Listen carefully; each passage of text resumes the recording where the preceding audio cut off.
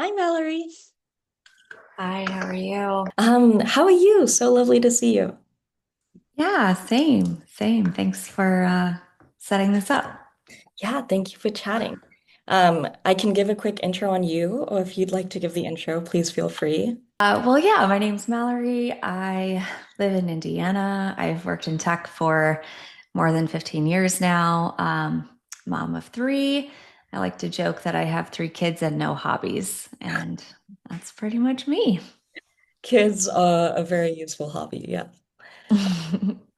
Yeah, so we met because I watched your demo reaction on Common Room's live stream, and one of the things that you do is you run the RevTech review, which is a review blog of different RevTech tools that you test out. You mentioned in the Common Room reaction that Common Room actually inspired RevTech Review. So I wanted to hear more about that, what your goal is with the project, where you see it going. Yeah. It was um it was related to Common Room for sure. And so this was about a year ago, and it was when we were starting to see a lot of founders kind of debating each other back and forth on LinkedIn on who had better data. And so there were some claims being made that, you know, our phone numbers are 80% accurate or, something along that line. And there were some founders and people at certain companies that were doing these head to heads. And I remember somebody had done, a study and they included Common Room in their study and posted about it. And Linda, their CEO, she commented and she was like, I'm not sure if this is like the most factual study, it's very biased. And I thought it was so funny. It's like, why are these companies the ones to do this research when they clearly are going to have results that favor themselves? And so I commented on her post or something and I said, we need like an unbiased RevTech review. And that was a little bit of what got me so passionate about it because it was this trend that I was seeing more and more. And I think that we've seen a couple of, analysts in the space maybe like get acquired or drop out in some kind of way. And so there's less research out there than what I remember seeing that's truly objective. And so I thought, well, maybe this is something that I can help solve. And I shop for a lot of technology anyway, so let's see if we can just give people our opinions about it. And my friend Molly was interested in joining along with me. And so we started that, and it's been a side project, like a passion project. So it goes slower in times where we're both very busy with our day job. But truly, we're not in it to make money. We're just looking to write and help people and get the news out there for folks. I thought that the inspiration was going to be that Common Room inspired you to write a review on them, and I had checked RevTech Review and hadn't seen one on them, but that is super interesting. I also was not aware that in the past, analysts were like, it wouldn't have been an expectation that analysts would be the ones to be putting out that content on RevTech. There just used to be more objective research is kind of the way I think about it. You think about like the old days of all the Forrester waves, and we still have a few of those things with, you know, the analyst space. We still have waves, we still have Gartner Magic Quadrants and stuff, but the general sense from everybody in the community that I talk to is that they're very pay to play Mm. and they're very biased. And, I've seen behind the curtain on a couple of things, and I tend to agree a little on a little bit of that. And I've seen how with some review sites, people are just handing out gift cards like candy to try to get, customers to come and say nice things. And um, I wanted to just kind of take the bias out of that and be willing to state my opinion, which I think sometimes people are a little bit hesitant to do. So that was, part of the decline that I've seen in like the the really third party kind of opinions coming into the sphere. Yeah, that makes a lot of sense. I do have more questions about RevTech Review, but just so that we start getting a little bit further. Mhm. A very niche question that's relevant to what we do at ZAMS is that one of the things that you like intro with in the common room conversation was that you had the question of how much time an AE is spending in the common room product versus a CRM versus anything else that you're using. Do Mhm. you, just being someone who's managed people, do you have an idea of how much time people are typically wasting in their CRM? And like, what was your expectation of how much time you would be spending in Common Room if it was like something your reps were using? Well, I think that each vendor tends to want their tool to be the home base or the hub, if you will. And so that's part of the reason that you see these bigger platform vendors tacking on extra features, extra channels, extra modules, because they want to be the place where you spend time. It's in their best interest to keep the eyeballs of the reps on your app. But if your app can't do everything, then they have to switch out to another tab. And so what we end up with is vendors that are really good at what they do. And so you keep adding more vendors and then you keep adding more tabs. And then before you know it, your reps are working out of like 6 screens just to follow up on a lead and get a deal done. And so that's a lot of switching for the rep that we would rather them not have to do. And so I always ask vendors, how much time are you trying to get from my reps? How Mm. many things can they do inside of your screen versus switching out of a bunch of other screens?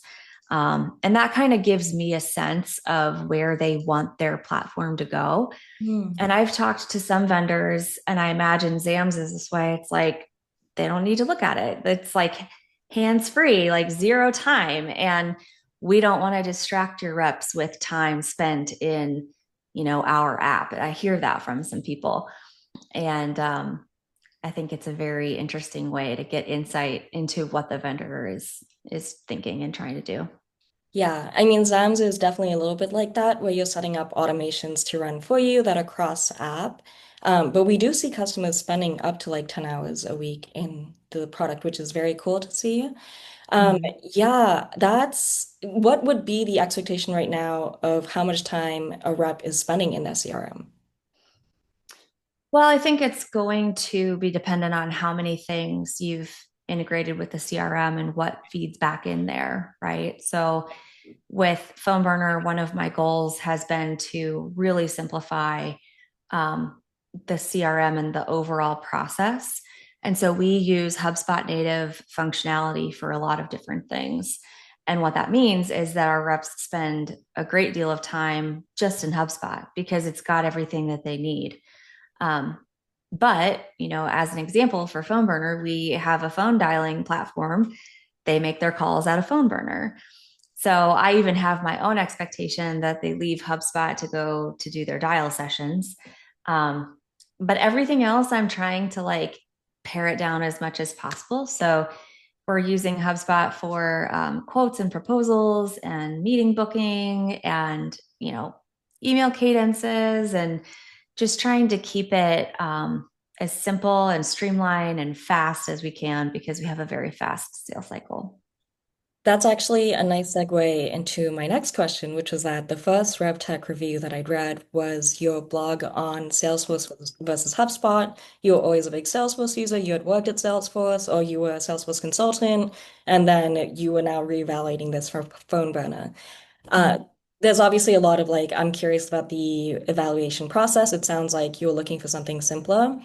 But the other question that I had is because a bunch of people commented on your post, did you test out any of the tools before you landed on HubSpot? Like, what was that sales cycle like for you? Yeah, good question. It ended up being a little bit less complicated than I thought. And the reason is because we wanted to do a CRM that had a really strong phone burner integration. So I could have looked at, ADIO and all the different tools out there. But at the end of the day, Salesforce and HubSpot were our best two CRM integrations for our own product. And so that's why I focused on those two. Okay, that makes a lot of sense. In RevOps FM, you mentioned that there isn't a ton of appetite right now for tools that specifically help RevOps people. Like there are tools that help marketing people and tools that help sales efficiency, but not there isn't a ton of budget for RevOps. If you had a magic wand product, or like what is your dream scenario of a product that specifically solves for RevOps problems and the pain points that you see? Oh goodness. Magic wand.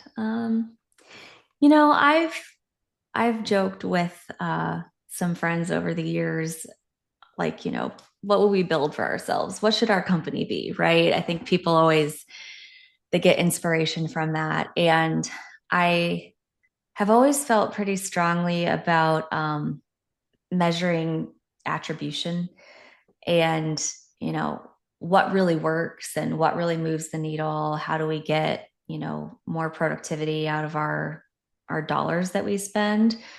Um, to make it very easy for people to quickly understand that is kind of a dream of mine. Without the super complex modeling and multi-touch and craziness. I wish there was a simpler answer out there. Um, and then the other thing that, oh, I just lost it. I had it and I lost it. Oh, I know what it is. Okay. So the other one that I've kind of toyed around with for myself is a tool that essentially helps operators take their work and put it into these like projects or narratives where you can track the problem you're solving, the metric that you're trying to influence, and all the work related to it. And then are we on track to fix this thing? Oh my gosh. Okay. That Yeah. sounds like a very dense product. Is there a tool that you have already been building out for this? I've done some like vibe coding, if you will. I've used Lovable to try to sketch out what this would look like. And it's awesome, like it really looks the way that I would want it to. And then the question becomes, how do you get the data to automatically feed in there? So how do I know if I've made improvements yet or not? I don't want to have to go manually type that in. I want it to just come from my reports. And so that's where I kind of like got stuck and got distracted and moved on to something different, which I think happens a lot with those types of tools. But yeah, I think that would be a really helpful way for operators to prove we did this to fix this. Here's the result. Here's the incremental revenue. Those are the meetings, like those are the stories that you want to tell at the board meeting. It's like, as an executive team, we understand what's going on. We identified the problem. We took these steps. We got it done. The execution is something that's often really hard to measure. So, yeah, free Yeah, idea for whoever wants to do that. we'll pitch it. Can I ask you what the platform that you built with Lovable, is it kind of like a dashboard that you're seeing? Mm-hmm. Mm-hmm. Very cool. Yeah, I heard you mention, I liked what you said about giving full attribution credit to both marketing and sales and how each impacts the funnel. And this space is new to me. And so I'm curious, like when you're thinking about that full attribution, because I think you spoke about a couple things like, it doesn't start with that first call, it starts with all of that intent-based marketing, etc. What is that? I guess the question is like, what are the surprising insights you found when compiling that bigger cross-functional picture? Are there places where you wouldn't have expected to give attribution that you ended up giving attribution to? What are the key takeaways there? One takeaway, it's another pain point for RevOps people. One of my biggest takeaways is that if you can get onto a text messaging basis with your Oh, yeah. prospect, Yeah. that is almost always the best signal that you can find that you're making good progress with your deal and they're willing to, you know, talk to you on their personal device. They're more responsive, you get more frequent communication, and that accelerates a deal. Very hard to measure. I recently caught wind of like one vendor that might be able to measure that. And I'm not going to remember the name, so I'll have to follow up. But iMessage is not something that you can like map into the CRM. It's just not available. So you can do some tools that give you a phone number to text from, but it's different than your reps iMessages getting captured as activity. And every time you go and like you sit down, you interview the rep, you look at all the touch points, you sort through everything. The strongest signal is like, oh, yeah, I texted her and she texted me back. And 2 hours later, we had a meeting scheduled, you know? Um, and I think that that's something that's frustrating, not surprising, but like I want to be able to see it and track that.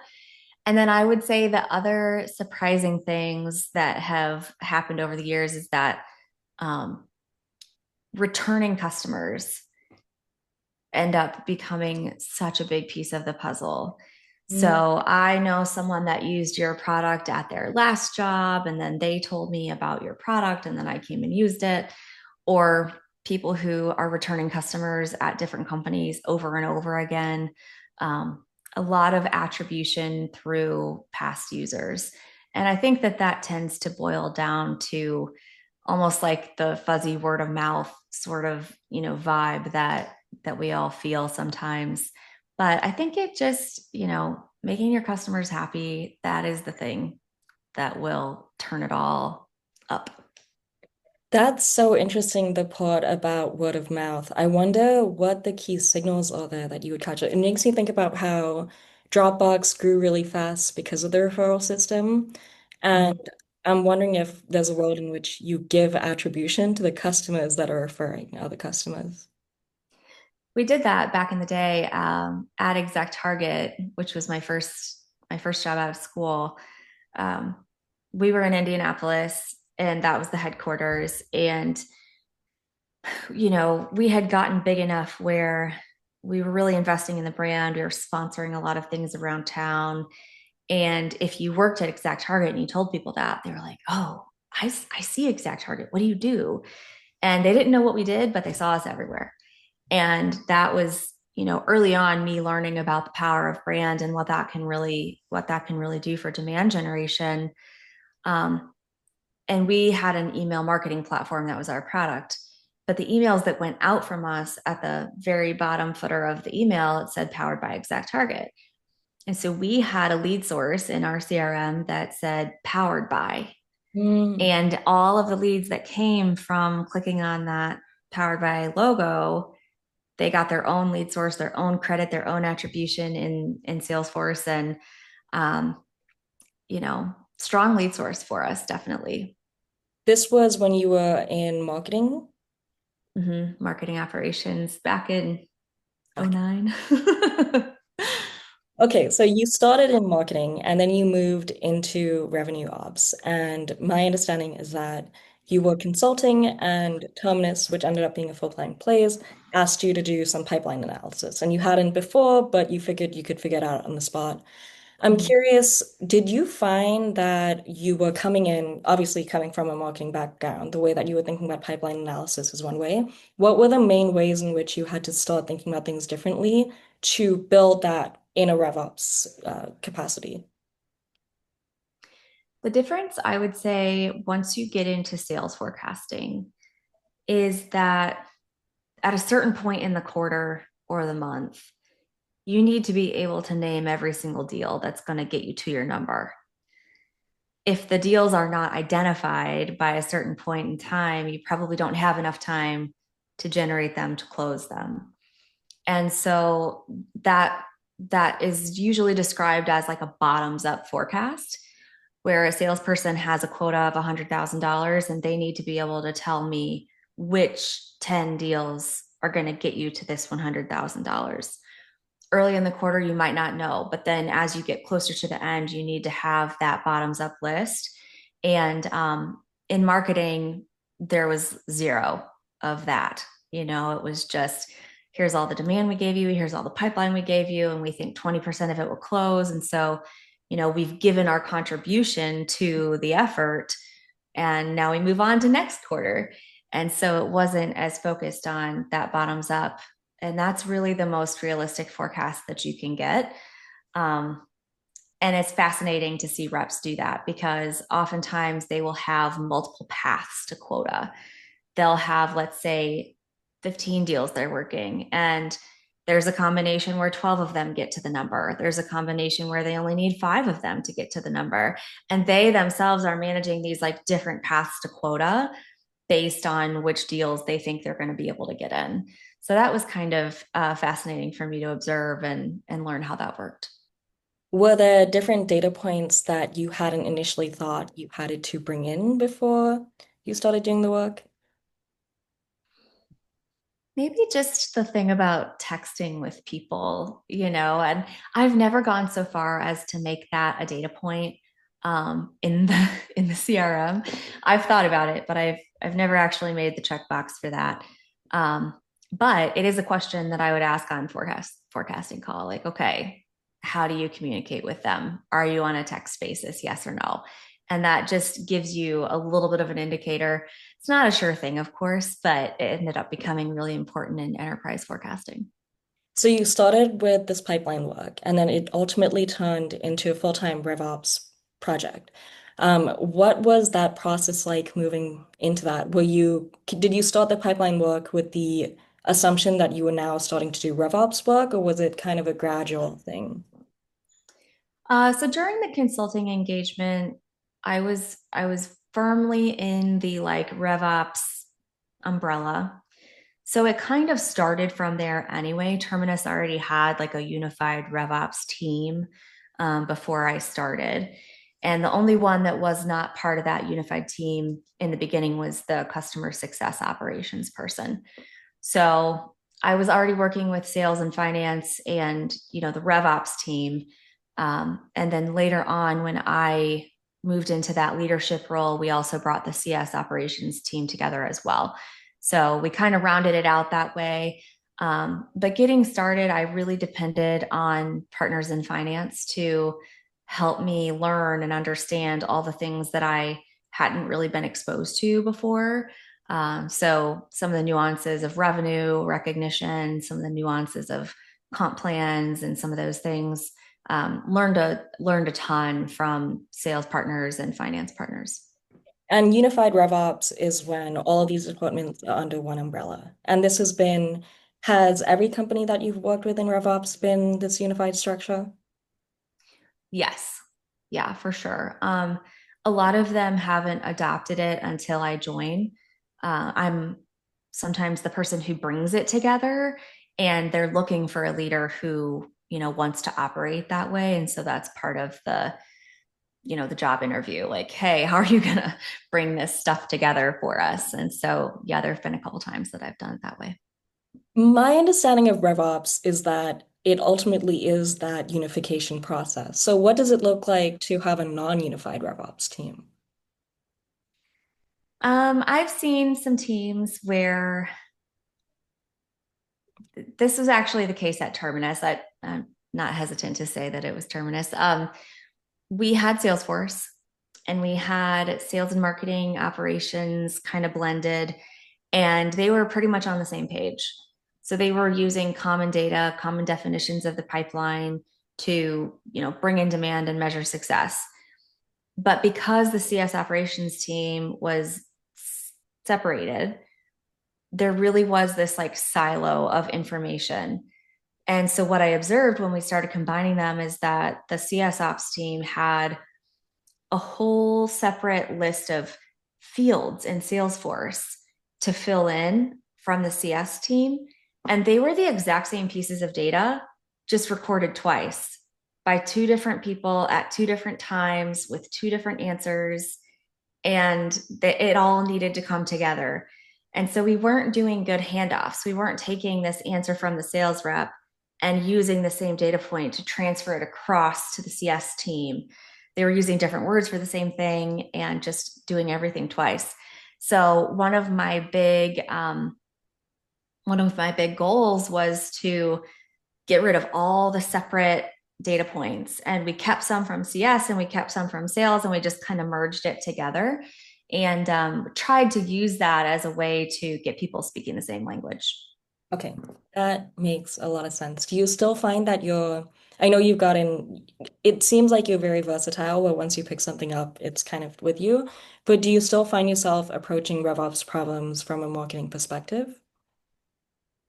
I wouldn't say so. I think that the biggest opportunity for marketers coming into RevOps is that you already have this very collaborative mindset because you can't close anything on your own. Like you're used to working with sales partners. Um, and I think there's an extra level of creativity because marketing is tough to measure well. You're used to having to sort of think outside the box and do multi-touch attribution and be flexible. And I I think that measuring marketing is more of an art and measuring sales is more of science. And so if you already have the art in the back of your brain, learning the science is easy. And then blending them together is like where the magic happens. What else are you measuring? You've got marketing and you've got sales. Are you also measuring customer success? Because I had seen somewhere that you mentioned that renewal rates is one of the biggest KPIs that you can have on a RevOps team. Mm-hmm. Mm-hmm. Yeah, people who forget to measure customer success or customer retention or happiness or anything are often, going to be behind when it comes to growing because really those happy customers are how you grow. Happy customers go tell people about your tool, they stay with you, that revenue can be, kept on the books for a long time. So I definitely always try to have that as part of the equation. And you can do everything to, get good at bringing in customers, but if you can't keep them, then what's the point, right? You're just throwing money into a bucket that has a hole in the bottom and then it leaves. And so that is something that I think is really kind of the most important thing. Um, and then you can bring, some creativity to the way that you perhaps measure that as well. Customer health and scoring. And I think product usage, if you have a software business, is really important to measuring customer success. Getting that product usage built in to understand what the trends are, what they should be. And then trying to go from the beginning of the life cycle all the way to the end, that's always the dream. What's the best way to bring people in? What's the best way to get them to become a customer quickly? What's the best way to get them onboarded and using the tool? What's the best way to keep them as a customer for a long time? Ideally, RevOps can answer all those questions across the life cycle if you have all of the right data to get that done. Would you say that there's one core KPI per each of those questions that you're looking at?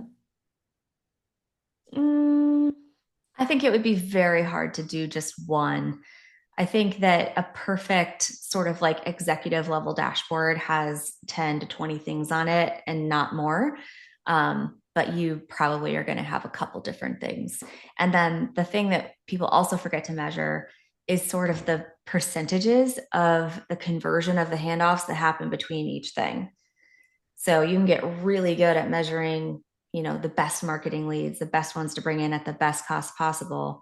But if they're not converting to opportunities, something is wrong in the middle. And so you have to measure, let's say, like one or two things per practice area. And then the rates of getting from place to place are also a really important KPI. That is so interesting. And that makes a lot of sense. And also does feel like the sort of thing that you can very easily overlook. You've Mhm. also worked at like Nihilus was an ABM marketing like data platform, if I remember correctly. They're an API platform. Oh, an API platform. Okay, I was about to say it also seems like you've worked at companies that are selling, you're doing RevOps, but you're also working at companies that are selling to RevOps people. Is this true? Oh, almost. It's close. So I started out in marketing technology at Exact Target. And so this happened a lot when I was in marketing. I was the, customer zero, if you will, because I was the ideal user for the product that my company was selling. And that is a fascinating place to be. So that was true at Exact Target. It was true at Pardot. It was true at Terminus. Um, Once I left marketing, it stopped being quite so true. So, like Nihilus, I wasn't necessarily the ideal customer for that. And I learned way more about things that weren't marketing related. But it is a really cool experience to be that customer zero and you're trying to drink your own champagne and use your own product. And I've always really loved feeding my own product ideas back into the mix because when you are a user, there are things that you want and ask for. That must be so, it's such intuitive marketing to be marketing for a product that you are already the ideal customer for. Mm-hmm. Mm-hmm. It's also like a circular problem at times because I have so many strong opinions about the way that I like to buy things, but I'm almost like a professional buyer at this point. And you have to remember that the people that you're selling to are not just like you. And so I know sometimes I'll over index on my opinion of like, oh, I would never answer that email. But then sales is like, this email is working great. Everybody wants to talk to me. And just because I would never answer it doesn't mean other people won't. Yeah, that makes a lot of sense. You're an edge case, not the primary. Um, you've done advisory work, you've been a consultant, now you're back in-house. It sounds like in-house is your preference, but are there specific learnings or different ways of working from advisory and consulting work in this RevOps capacity?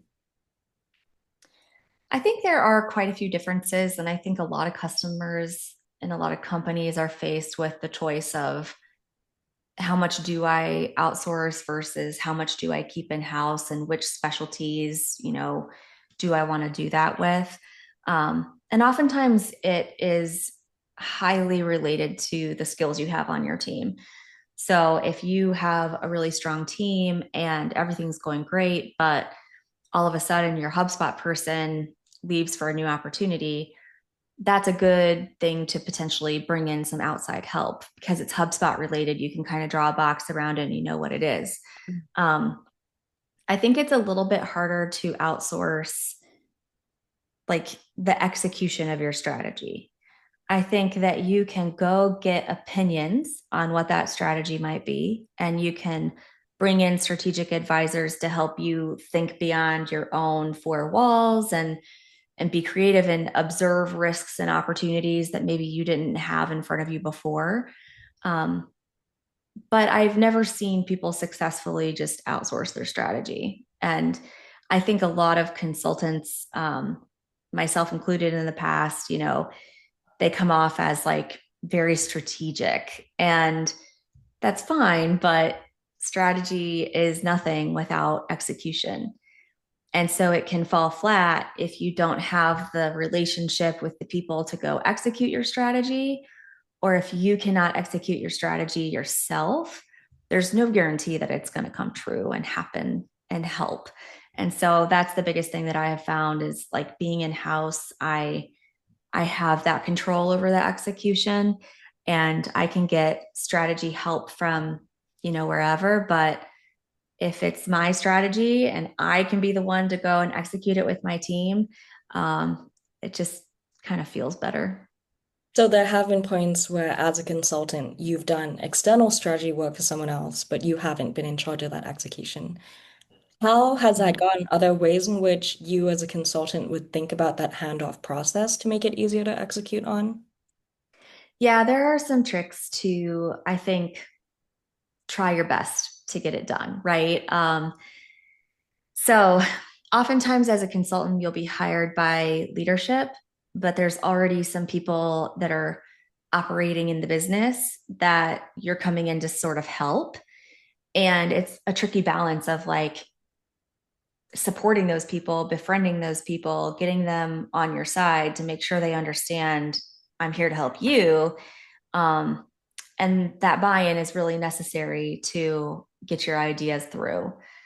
Um, One thing that I've always done is I will go to that operator and say, hey, like, what's the thing you've been trying to get done for a year now that people just won't do? And it's the right thing, but it's always at the bottom of the list and never gets prioritized. And I'll take that thing and I'll make it part of my strategy so that they get it, like tell me what you want, I'll get it for you.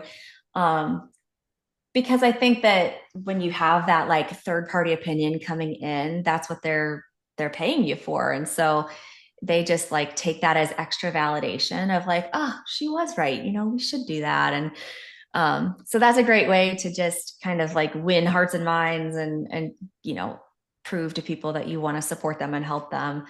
But also, I've tried in the past to deliver projects that are kind of just like a to-do list.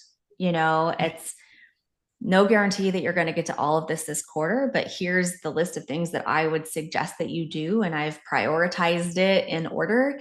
And, this is the list. And sometimes people either can't get enough budget to have me complete the list, or they've got a person who can do the list. They just want to make sure they know how to get it done. I think if you put things in tactical enough and like actionable enough bite sizes, or like, jobs to be done, much higher chance that it'll get executed. I mean, yeah, those are such good, just psychological strategies. The ops person that you're going to in this scenario, is it a RevOps person, a more ops person, sales ops? It could totally vary. In the past, I've worked with just a Salesforce admin, um, who, was part of like the IT team, or a sales ops person that doesn't know much about marketing, and maybe they don't have marketing ops support. And so I think all of the situations have been, slightly different. The one that I haven't really gotten into much is like coming in as a RevOps consultant, where there's already a really strong RevOps leader. I Right. think that's the one that just doesn't really come together. And even though I have so many friends in the space, and it's like, oh, I'd love to partner with you and work with you, it's like, I'm not going to pay you to come and give me your opinion. I already have an opinion. So, yeah, I think it can be just all over the board. Okay. You've said that PhoneBurner is the first profitable company that you've been at in a while, as in you've been at VC-backed startups where they have all this money. What ways does PhoneBurner operate differently than a VC-backed startup? So many ways. um, I think that when you are not VC backed and you are dependent on your own cash flow, right? That is like the biggest difference is I'm not just drawing from a war chest. I am investing with money I've made to go make more. And that sounds so simple, but it's a totally different mindset. And I think that you make better decisions, like you make more careful decisions. And some people don't like that because they want to like make these huge bets and go all in. And, you know, it's a different culture. And I love both for different reasons. But at PhoneBurner, we have a PLG motion Right. and a sales motion, but people can come and buy on their own. And so there's a lot of volume there, and there's a very fast sales cycle there. So we could spend $1,000 in a week, and we could know at the end of that week, did it work? Yes or no? And we can iterate. So we can invest in like $1,000 increment on something and learn fast and keep going and growing. And I think often at VC backed companies, it's just a different mindset. It's like, let's go spend $1 million on a customer event and like trust it'll pay off. And maybe it'll pay off, but you're not looking for that like very instantaneous return on your investment. And you're not as careful to invest in things that are going to give you that return. So I think it's just a different mindset. And we don't want to overpay for customers in our situation. And that's the biggest difference, like return on customer acquisition costs. Basically, when you have deep pockets and you're VC backed, you're going to overpay for those customers, just for the top line growth. What are some of these $1,000 experiments that you've been running, and how do they work? Yeah, so my friend on the marketing side is great. His name's Jose. It's mostly ad spend, like trying a different kind of ad spend or a different campaign, or optimizing for a different KPI through, the way our Google campaigns run. He does a lot of cool experimentation. Do you attribute ad spend directly to your PLG motion, or does that ad spend also contribute to your sales motion? It contributes to both. And so we can kind of see both in HubSpot. We can see the contact and where it got sourced from. And then we can see how that person ultimately bought. Did they go on their own or did they work with sales? And so having different pipelines for that helps us, measure and see, okay, for paid demand, maybe half of it will go PLG. And that is the half where, the deal sizes are smaller, but they close in like a day. And so it's the more rapid return, whereas the demand for paid, like the demand it drives that ends up going to sales, might take longer and get a bigger deal out of it. So you have basically two sort of calculations there. Are you thinking about RevOps strategy differently across these two pathways, I guess? RevOps strategy, I think that, I don't know, that's a fuzzy word. I think the go to market strategies can be a little different, but generally speaking, you know, what segments of customers respond to what kind of outreach the best. I think that's what we're striving to always understand is who is the best fit for going and talking to sales. Well, it tends to be people with a bigger team because they have more complexity to manage and they're not a solo user. So in our minds, it's like the solo user can come and buy PhoneBurner and get onboarded and get going very fast, but a bigger team probably needs a little bit more consultation. They need to have a setup for how they're going to route leads. They need more advice on how to get going. And then, maybe they're buying more seats. And so it requires a different sales process. I think that when people, stack all that together and try to see the big picture, it's like, okay, how many sales reps do I need if half of my demand is going to go PLG? You're kind of placing bets and moving resources around to adjust to one common go to market strategy with these different motions in it. Okay, I've heard go-to-market described as kind of the front end of RevOps, as in if you are on a stage, if there's a stage, if you are in a production, RevOps is all of the backstage cast, everything that's going on to make the go-to-market motion work, and the go-to-market is the actual actors and the action itself. Would Hmm. you agree with that classification, or do you see things differently? I kind of like that. I kind of like that analogy. I haven't heard that before. Um, I think it depends on the size of your team. There are certain things like at PhoneBurner, I helped host a webinar yesterday. I'm like just the RevOps person, but I'm like, sure, I'll be on the webinar because we're a smaller and scrappy team and I'm comfortable being on a webinar. So I volunteered. And I think that there are different reasons that people have a passion for getting a little bit more front of stage.